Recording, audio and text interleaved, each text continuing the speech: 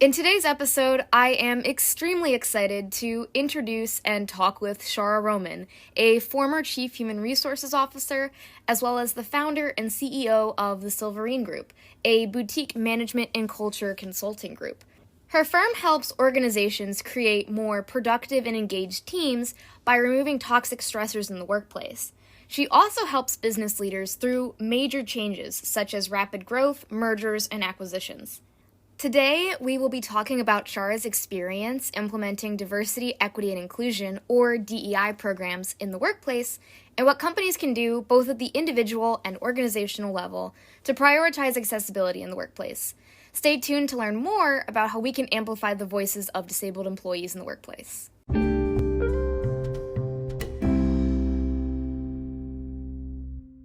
Welcome back to another episode of Legally Blonde and Blind. I am so excited to have a very special guest on with us today, Shaara Roman. Please introduce yourself, say hello. I am so excited to have you on today. Hi everyone, I'm Shaara Roman and I'm thrilled to be here today with Marissa. Yeah, no, this is incredibly exciting. As I mentioned to you before, I think this will be a great opportunity to sort of bridge that gap because I'm a student, most of my listeners are students, so I think you'll really be able to shed light on what it's going to be for us as we begin to enter the workplace. Absolutely. So diving right in, I wanted to ask you, what led you to pursue a career in human resources and management consulting? So I get asked this question a lot, and I guess I have a sort of fairly typical answer in that I fell into HR. I really thought that my career path was going to be in finance or accounting, mostly because I was good at math and I was interested in business, and I thought it was just sort of, just a good common sense route to go. But I was also sort of a non-traditional student in that I was in my undergraduate, pursuing my undergraduate studies and working at the same time. So I was quasi part-time working, quasi part-time in school, and it would vary depending on whatever was happening in my life. So I landed this job in a part-time role doing accounting at a trade association, and the HR director literally relentlessly pursued me on a very regular basis for about 6 months, telling me to come work in HR and that she thought I'd be a much better fit in that role. And she'd keep walking by and going, "Are you bored yet? Are you bored yet?" And finally I was like, "Yes, I am really bored. This is not at all aligned with my interests." And what I think really struck me about HR and why I sort of stuck with it is that when human resources is done strategically, when an organization sort of thinks about it in that strategic way, it can play a pivotal role in creating the right environment for employees, right? And so at that time, for me, it was helping the organization be inclusive of a workforce right out of college, joining a very old school, traditional DC type organization. You're a very typical nonprofit with a lot of folks that were, mid to late career, but very old school. And I don't even think, I know that we weren't using the word sort of inclusion, but what I felt was this is like a really stodgy place. And I'm only here because it's a matter of convenience in the sense that I need a job and I'm working and they're being flexible with me. But it wasn't the kind of place that was welcoming and tapped into the potential that younger people coming right out of college or in college like I was that were bringing to the table. No, that makes sense. And could you talk a little bit about how you ended up founding and creating the Silverene Group, which you currently run now? Yeah, the consulting piece came later for me as I realized that, as I progressed through my career, I had always I was always tapped in organizations to lead these increasingly complex and challenging problems. And so I realized that I love to dive in and figure out what's really going on in an organization, what's sort of really the root cause of the problem or the issue that people are facing, and then how do you really collaborate with others to develop a solution that sticks. And that's really what is important to me as well. So I was head of HR for a trade association in the DC area. And I sort of kind of just really came to this point in my career that I wanted to be able to make an impact with many more companies than I could working as the head of HR internally. And I felt that there was a gap really in helping organizations think strategically about their culture and about creating places where people could come to work and thrive. So, anyway, that's sort of what led me to it. I thought, there's an opportunity. I have the passion. I have the desire. I feel that I'm bringing this sort of robust skill set of working in so many different industries and organizations and solving a lot of these different types of problems that organizations face. And we can really help kind of this niche market of the small to mid-size organizations in the DC area, but also beyond. Right, we're not limited right now to geography.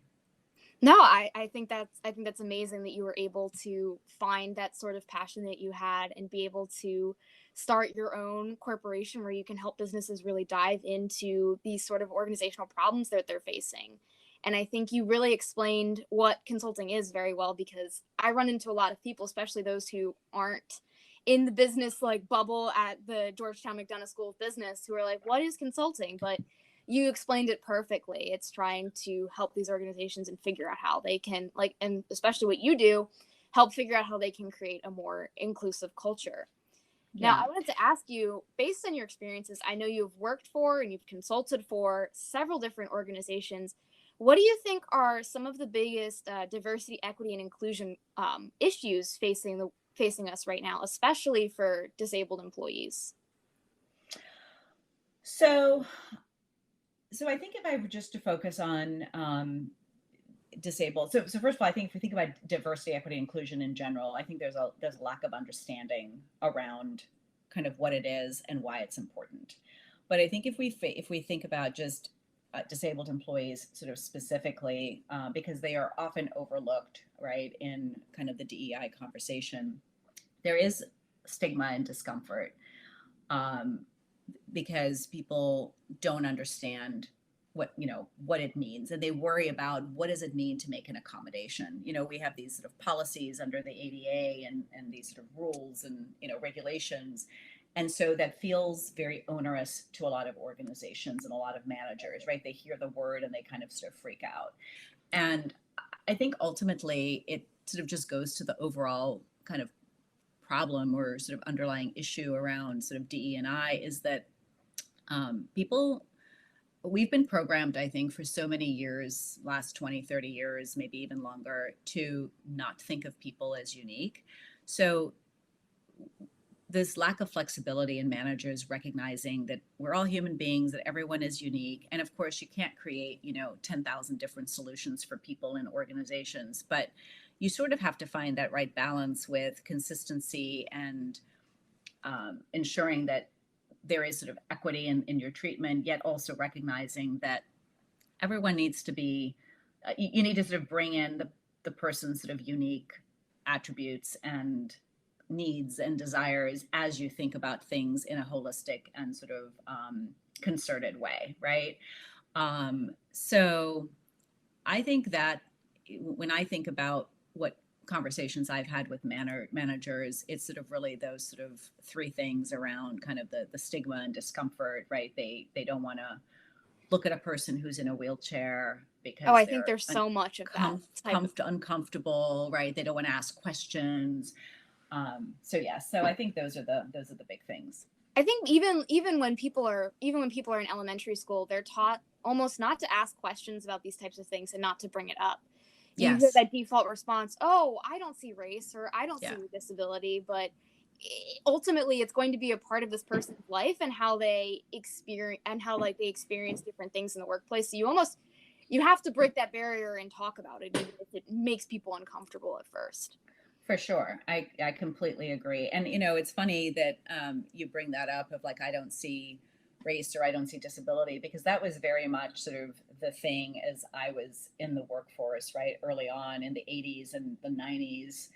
And that was sort of our way with dealing with DE&I. It was sort of our way of saying, our way, I'm talking about sort of society's way of saying, oh, but I'm not a racist, or, I think everyone's sort of the same, right? I'm looking at everybody with the same lens, or I don't see color, and that's why I'm not going to make a bad decision when I don't promote somebody, or I don't see gender because I'm only promoting these guys. But at the end of the day, that philosophy that we were guided by, rightly or wrongly, I think mostly wrongly, has sort of tried to sort of just homogenize everybody, and we're not.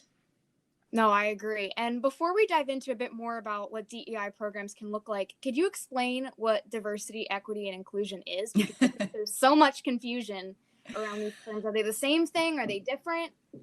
Yeah, it's no, they're different. They're different, and it's really good. I love that you asked that question, because it's so important to actually ensure that we're all kind of starting from the same place, right, and all grounded in common language.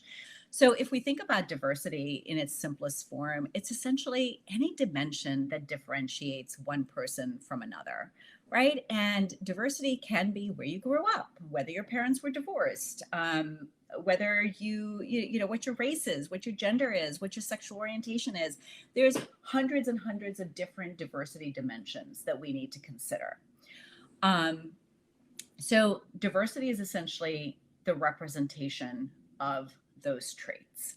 Now, of course, there are some diversity traits that are more important for us to focus on, and to feel to pay attention to, ensuring that they're included, and sort of that there's equity around it, right? So inclusion is essentially the degree to which people feel that they're valued, that they're respected, that they're accepted, that they're encouraged to fully be a part of their organization or their community, or whatever group that they're in, right? And one thing I like to sort of say is that diversity is essentially a fact. So diversity is about representation, it's about numbers. Inclusion is an act, and that's what the behavioral component is. So diversity without inclusion is ultimately ineffective. So you have to have the inclusion component. And an example of this is a small business we worked with, Marissa, some time ago, that they were so thrilled that they were able to recruit a very talented Black female engineer, and they were predominantly a male-dominated organization, white male-dominated organization, and she was excited for the opportunity. But from a diversity perspective, they were small, so they'd made sort of some advances, right, in terms of the representation. But she left within a year because she essentially she felt tokenized. Her ideas were shut down. She was sort of labeled as being pushy and being criticized for being pushy, and she wasn't able to do the job that she was hired to do. So if you do that at scale, right, and you bring in whether it's people of color, whether it's more women, or people with disabilities, or different sexual orientation, whatever those diverse traits are, if you don't make them feel welcomed and included, and that their voice is heard, then it's really inconsequential, and you've wasted a lot of time and effort. And then equity is important too, and equity is actually something I feel gets most confused with equality, and people sort of get quite heated about that. But essentially, equity is saying it's the fair treatment, it's the fair access and opportunity and advancement for all people, right? So we want to be equitable, but or that's sort of more like really the equality component. But then the equity component is we have to strive to identify and sort of remove the barriers, mitigate the barriers that have prevented the full participation for some groups. So the equity piece is recognizing that we've not all had a fair shake in this world, and that when we bring an equity lens into our workplace, but we can take an equity lens across the board, right? Even like funding of businesses, as an example. That allows you to consider that some people might need more help, and that is not a handout, right? That is actually helping everybody get to the same helping get everyone to the same place. No, 100%. I think that's a great point you bring up because I think it's easiest to look at the numbers or to look at the pamphlets when you're considering DE&I. But there really is so much more that goes into it because, like you said, if you recruit a bunch of people from an underrepresented group and they don't feel like they belong, they don't feel like they can contribute, then there's no point. Yeah. It's only surface level. Exactly. And if you, sorry, and I was just going to add, sorry, Marissa, to that, like, you know, if you bring in underrepresented people and they're in a community, whether it's a college or an organization, right, a workplace, but then they all stick together and they're not really a part of the bigger pie, that's not helpful either, right? Like the whole point is to bring everyone together so that you can have all of those cool benefits around innovation and things like that. Then that makes sense. And so, what do you think are some of the most common misconceptions you've seen around DEI programs? You know, I think building on what we've sort of just talked about, that they only benefit people of color, that they only benefit women or people with disabilities and other marginalized groups. And that is just not true, right? Like if you think about inclusion, everybody wants to see their thoughts and actions being heard. Everyone wants to be a part of something bigger. It's that old adage of rising tides lifts all boats, right? The other thing is that I hear is and I sort of see, right, is that people feel like, oh, it's so expensive, it's a waste of time, it's a waste of money, leaders have more important work to focus on, and I don't really have time for this. And you know, it's one of those things that you have to make time for. It's sort of like your own wellness and well-being, right? And sort of eating well and kind of getting fresh air and exercise. But if you look at the data, and these are studies that are conducted by very reputable mainstream organizations like Deloitte or Rhodes Perry and PwC, right? Study McKinsey, right? Study after study will show you that you know, you'll get an 8 times return on every dollar you spend on DEI. And that return comes in the way of sort of being innovative and agile, right? So you're 6 times more likely to be innovative. You're 8 times more likely to achieve better business outcomes. And then when it comes to talent retention, you're 3 times more likely to retain millennials. Now, this study was looking at millennials, but I'm 100% certain that the data would show the same thing for Gen Zs, right? If not, it would probably even be higher, that you'll be able to retain talent. And when you're in a situation like we are now with the Great Resignation and this, you know, huge sort of war for talent, you want to create a place where people can come and thrive, and that ultimately it impacts your business because you'll be able to come up with new products and services faster, right? And you'll be ahead of the curve, and you'll be able to serve your clients and your members and your you know, your constituents in a more effective and exciting way. So yeah, it's this belief that it only benefits the population they think it's targeting, and that it's not a good investment. And both of those are not true. I think another example of a misconception that I see, and this was especially prominent when I was in the college applications process, and there's a lot of initiatives to reach underrepresented groups in terms of like college applications and admissions. And there was this idea that these programs that are seeking to reach out to these groups are somehow going to harm the majority, that it's going to be a situation where like helping these groups advance is going to harm us. And that's just really not the case.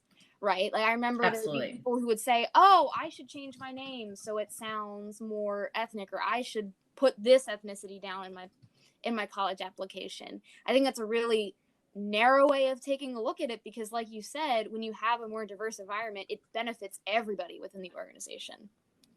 Exactly. So as you've been helping organizations, I know you help with a lot of different issues relating to culture. What are some of the most common barriers you see to implementing these programs? Like, what do you think are some of the most like pressing challenges for businesses as they try to do this well? Well, I think the sort of the most common thing we see, and actually we weed it out when we talk with a client, like right in the beginning, is that they're not in it for the long haul. So a lot of and it's kind of funny to me, not funny, haha, but just sort of strange that leaders still to this in this day and age often will think that it's a check the box activity. Tell me the three things I need to do, and I'll go off and do them. And it's not about that, right? As we talked about sort of the inclusion part, it's the act. So it's really sort of behaviorally based, and it really is about your mindset and your beliefs and your values and how you're going to show up differently. And we actually had a client that really struggled with this, and we thought we had vetted the client well, and that we had sort of really understood the issues that they were facing and sort of what they wanted to achieve, and we believed that they were fully bought in. And I think at one level they were, when they sort of thought that, oh, we're going to do this work, we're going to get kind of the answers, and it's going to tell us what we need to do, and that it'll be like easy, like I'm just putting coins in the coin slot, and I'll go pull the lever and boom, it'll happen, type of thing. And the assessment essentially that we did showed that the leadership team needed to be different. They needed to let more people share their thoughts and opinions without being shut down. So it was a very kind of type A, very sort of animated team that was super smart. And so they were always the ones that thought that their thoughts and opinions needed to outweigh everybody else, right? And they were also had incredibly high standards, sort of those perfectionist standards, where you could just never be done, which is exhausting, right?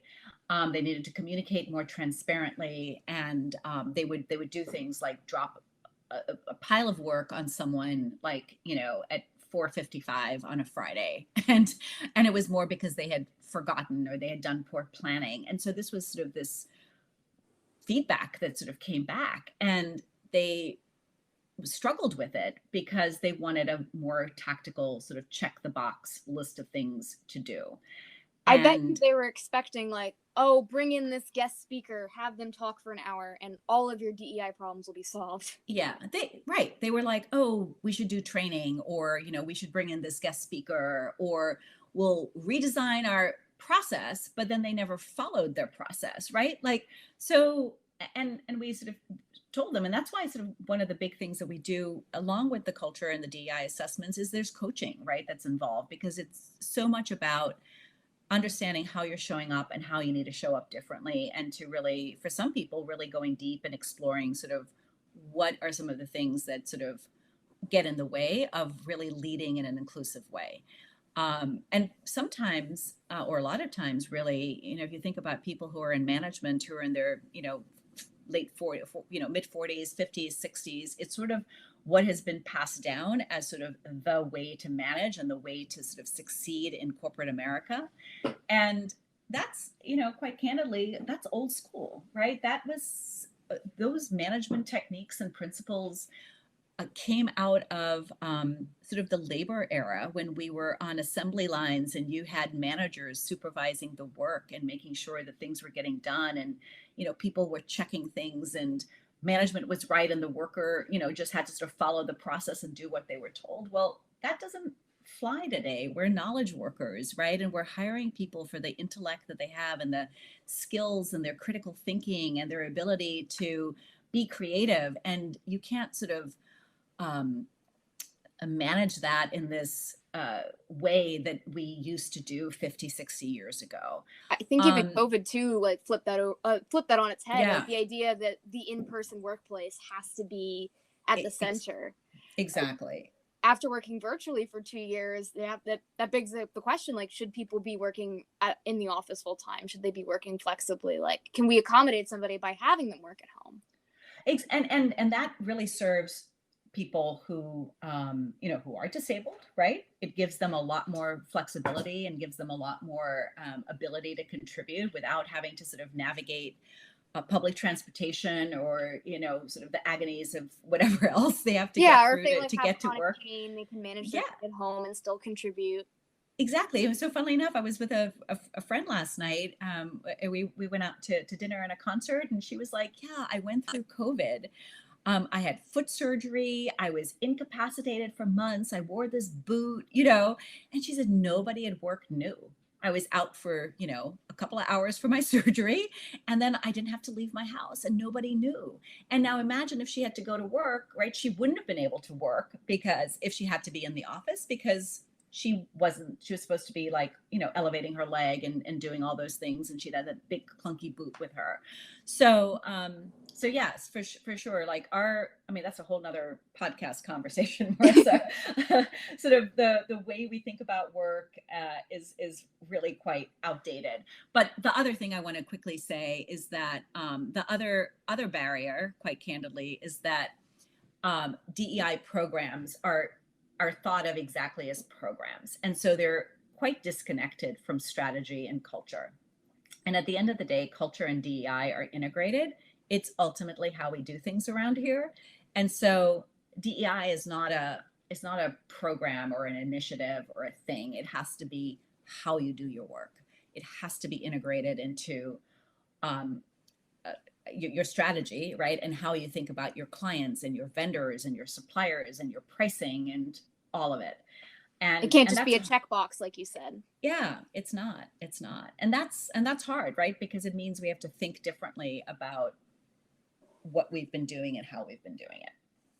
And so, how do you think we can ensure that disabled employees are included in these efforts? Because I think the tendency when you hear DEI is to think about race and gender, because those are some of the most common issues discussed. But as you were saying in the beginning of this podcast, diversity includes so many different identities and circumstances. So, how do we make sure that disability is included in these conversations? Yeah. So, I hate to go to sort of education and training because that is definitely not the only solution, but I do think that there is an education component, whether it's through making sure people are reading or listening to podcasts or whatever, but people need to be educated on what diversity is and the fact that it is much broader than race and gender, right? And it's also not a cop out with diversity of thought, because I've certainly heard that, right? That, oh, well, yeah, we have a diversity of thought initiative, which quite candidly I see as an excuse that, well, we'll just now get a bunch of white men from different parts of the country who went to different schools or have different socioeconomic, but at the end of the day, we're not really diversifying in the way that we should diversify, right? And Diversity really we like. exactly. Yeah, we're into diversity. But in all seriousness, like I think in a workplace, uh, employee resource groups are a really great way to galvanize employees and give voice to a group of people. And Could you so explain what that is? So an employee resource group is essentially it's a group that's funded by the organization. So the funding component is definitely important, and it's sort of sanctioned, and hopefully you have more than one, right? That you have several organizations in your company where people who identify with that group can come and be a part of the group, so they have a community of people that can work together, and ideally they're being brought business problems as well to solve, right? So they can have like a multiple role of helping to give voice to a group of people, to for them to help educate and do webinars or brown bags or whatever, um, but also be brought, a marketing problem and say, hey, we want to tap into people with disabilities, right? To sell this product or whatever. Help us think about an advertising campaign or a marketing campaign. What would you want to hear, right? So you're actually focus grouping and using Like your own asking for their perspective. employees for their perspective. Yeah, but it's a way of just of supporting financially and in other ways with time, right? And kind of giving people the time to go do the work. A group of people who identify in a particular way in your organization at its simplest level. So using an ERG as an example to provide a forum for reducing the stigma of people with disabilities and helping them showcase what they are contributing to the organization, right? And for example, I'm on the board of an organization called Enabled Intelligence, and they do work for the government mainly But they have made a deliberate and conscious strategy to employ a large percentage of people with differing abilities, both physical and cognitive. And, because of the work that they do, where they are getting people to sort of go through piles and piles of data and labeling it for then use with like artificial intelligence, they know that people with these sort of cognitive different cognitive abilities can actually focus and do the work at a greater extent at a very high quality way than people who don't have that, right? Mm-hmm. They also employ veterans. So veterans is sort of a diverse group. And so they have a whole kind of strategy around that. So when you have organizations like them, you really want to be able to sort of tell those stories and showcase them. But those are kind of just a couple of ways I think to sort of start to sort of shift organizations and how they ensure that disabled people are included in DEI efforts. Well, that's great. I think it goes back to your point too of like moving beyond just the numbers and just the Yeah. representation, like making sure their perspectives are heard and that they feel like a sense of belonging so they don't leave after a year like that one employee that you told us about. Yeah. And I think even in the groups that I haven't had a full-time job yet, obviously, but even in the groups I've worked in where like I've interned or even like in group projects or extracurricular activities, I found that just trying to like break down that barrier, like the initial reaction to sort of shy away anytime disability comes up, like no, like you can talk about it, you can ask me about it. It's going to help us work better together, right? If you know what kinds of things I might need and what kinds of things I can do. So you don't have to waste your time asking me like if I need help a million times and then I also get what I need from you. Right. So I think breaking down that barrier is a huge part of it. And moving out a bit more on like a macro scale, I wanted to ask you, how do you think we can get organizations to move beyond viewing DEI and accommodations as something that they have to comply with? That's something that's just they have to get over with. Because I had a guest speaker for another one of my classes who was talking about like the legal context of HRM, and it really shocked me the way that they talked about workplace accommodations, because the way that they put it was like, oh, like, it has to be a reasonable accommodation. You don't have to give them everything they want. Like, you don't have to do all this for them. And it just shocked me. Like, why would you go in to these types of Yeah. discussions with that kind of combative mindset? That I just feel like that would make everyone's life more difficult, right? Yeah. Like, why not try to be open and say, here, hey, what can we do for you? So how do you Exactly. think we can kind of get that sort of shift going? Yeah, it's a $1 million question, right? And it sort of goes back a little bit to what we were talking about earlier about just the whole mindset around work and the fact that workers and employees are obligated to their employer because they should be grateful they have a job, right? And that's not a mindset that I subscribe to. I don't know that I have like a brilliant answer here. I would hope that people do it because it's the right thing to do. I know that sadly it's not the case. I do think that some of the change is going to come from pressure from employees. I think it's going to come from the Great Resignation is sort of a good thing on that level because I think it'll be a forcing factor for some employers to reflect.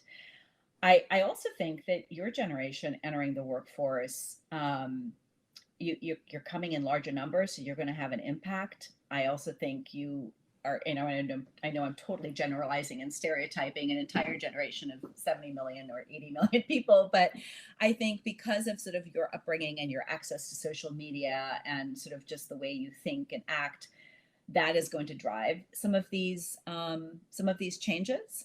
Because you're going to be asking these questions when you go into interview, right? Or when you're sort of working there, you're going to start to push. And what I love about sort of the Gen Zs is that you're not afraid to ask a smart question and to keep persisting about it, right? And sort of demanding action. And I don't mean demanding in a bad way, but just sort of saying, hey, wait a second, why are you thinking that accommodation has to be sort of so rigid and thinking that it's Like a burden. that it's a burden. Yeah. And to be honest, like that's how it was taught to me and portrayed to me in an organization. It's like, yeah, we have to do this thing because the law is making us do it.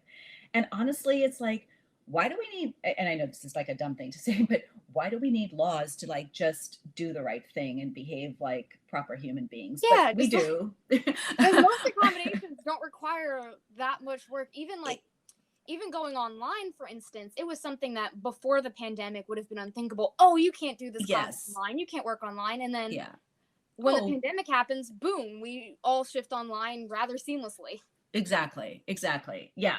No, it's you know, part of it I think is going to come with sort of some of the churn, but I also think kind of organizations starting, and I know more and more organizations are doing this, is actually doing culture and DEI assessments of the organizations and understanding where they are, sharing stories of people's experiences, right? Having people, you know, just talk about how they are experiencing their workplace environment.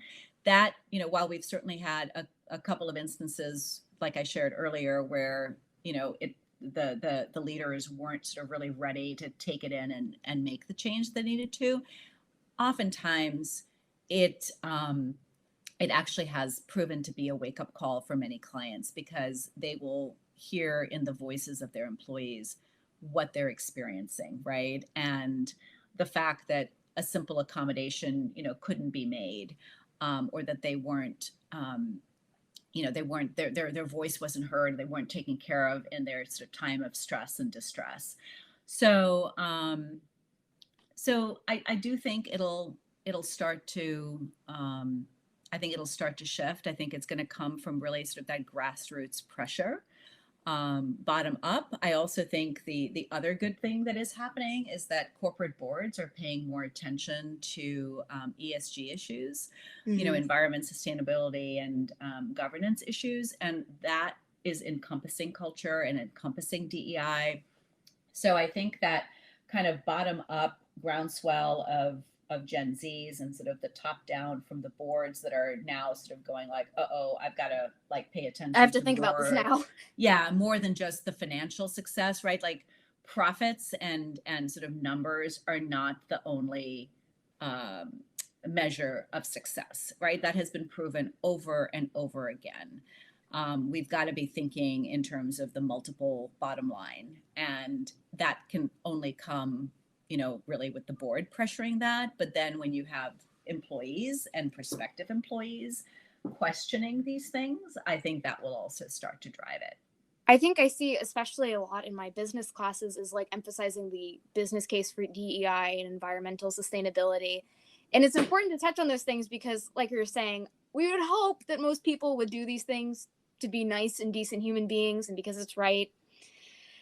But ultimately, Yeah. some people are pretty cold. So Yeah, they are. And, you know, I think that's a choice that we all can make, right? In the sense that we can decide where we want to work and where we don't want to work and who we want to work with. I And think that's important to look for, even like the interviewing yeah, process, for like sure. because like you're interviewing the organization, they're not just interviewing you. Exactly. And to be confident and empowered in knowing that and believing that.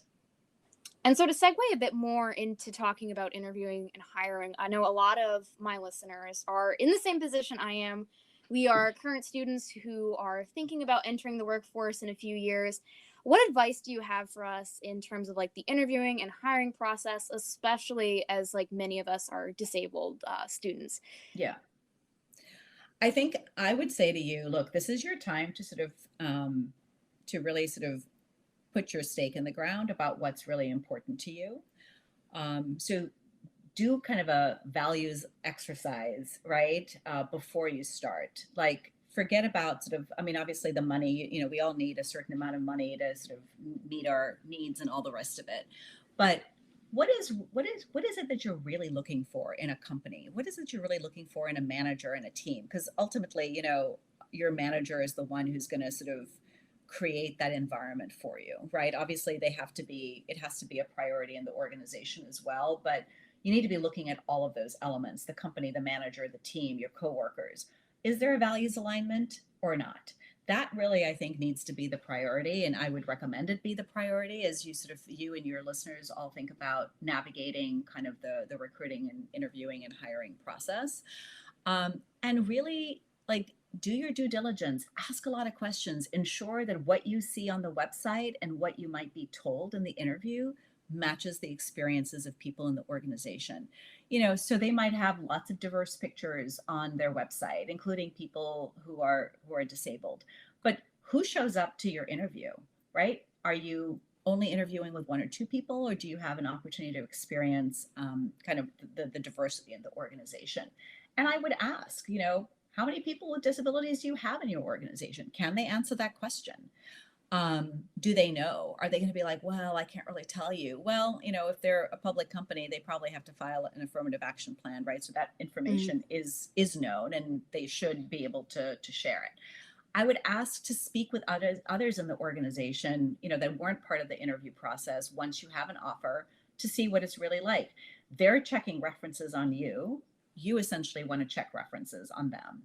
Right. And it's a two-way process. it absolutely is a two-way process. Do your due diligence with alums, right? Like, tap into this, especially if people are Georgetown or any place that you go to, tap into that network, see if people work there or have worked there, right? Look on social media, Glassdoor, and there's probably a million other places where you can sort of get the real scoop. Ask them probing questions of what they do and how they've supported and advanced DEI initiatives, and ask them how they have supported other people with disabilities in the organization, and what some of the challenges are that they've faced. You can ask, well, what's a recent accommodation that you've had to make? Like, those will give you sort of the sense that they said, oh, well, we haven't had to make one in a while, or I don't know. That might just tell you, well, do they really have people who are disabled working there, or are people who are disabled not asking for accommodations because they're fearful, right? Like, what is that? What is like, that what's say going to you? on here? What's really going on? And you have a right to know, and you don't have to be mean about it, right? Yeah. You just you're curious about what it's really like to work there. I also, sorry, I just think sort of by doing that and by talking about it, we sort of tend to normalize things as well, right? It's like just the same as asking about, well, what are your benefits, or what are my opportunities for promotion, right? We ask those questions, but we should also be asking all of these questions. That's a really good point, because I know one of the things I struggled with, like, as I was going through the college applications process and beginning to do like interviews, was, do I disclose my disability or not? And after starting the podcast, I realized this is a big part of my identity, and this is something that I'm passionate about.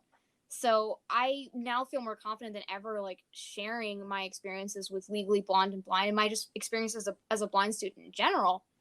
Yeah. Because there's nothing I should hide, right? Like, I remember even when I was younger, I was told, like, oh, you don't have to disclose your disability in an interview. But I made that sort of decision where I was like, if they're not going to react positively to it, if they're not going to be receptive to the work I'm doing on Legally Blonde and Blind, do I really want to work with this organization? Do I really want to be a part of something where I'm not going to feel like I'm included, like I'm a part of it? Exactly. Because at the end of the day, you need to be able to bring your full self to work, right? And you don't want to code switch. You don't want to hide. You don't want to live this lie, essentially, right? Because you are you, and that's what they should be hiring, everything that you bring to the table. So I agree, and I think that is super important to draw that line in the sand and say, yeah, I'm going to tell you all about me, and I'm, obviously kind of appropriately, Yeah. and this is what you get, and hopefully that will lead you and others right to the right place. Yes. And what's work. interesting too is I think it's harder to like disclose it just like on an application, because when you apply to college, it asks for your ethnicity, right? It asks for your religion, your gender. It's not going to say, are you disabled? Click here. Right. So it kind of like, it falls a lot more into your own hands to disclose it. But I think, at least for me, I found it very powerful to do so. Yeah. I agree. I think it is very powerful. And I think that from an HR perspective, if you're sort of deciding to go into a career, in that space, I think it's something for us to be thinking about. How do we really make people feel more included, and ask proactively, what can we do to ensure that you're successful and can thrive in this organization? Are there special things that you might need to ensure that you're successful here, right? And I think also just sort of finding words from an employer perspective that are not so harsh, right? Because the sort of accommodation and just the way kind of the laws are written sometimes that sort of come down just make it seem so sterile when it's really a human conversation that is happening, and that you are trying to just be helpful and kind to someone who, it goes back to that equity, right? That sort of needs a little bit of extra help and support to help them, be able to sort of bring their full selves and to sort of deliver what they're fully capable of doing. And when people bring their full selves, they're going to be able to contribute so much more to whatever organization they're working at. So like you said, it benefits everybody, not just that one person. Exactly. Now, we're reaching towards the end of the episode.